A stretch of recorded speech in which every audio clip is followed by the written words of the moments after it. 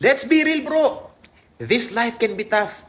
May bills, may problema. Minsan, meron pang heartbreak on the side.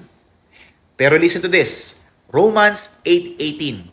For I consider that this present time suffering are not worth comparing to the glory that is to be revealed to us. Sabi ni Paul, kahit gano'ng kabigat yung pinagdadaanan mo ngayon, wala yan sa level ng glory na nakaabang sa atin mula sa ating Panginoong Hesus. Parang ito lang yan.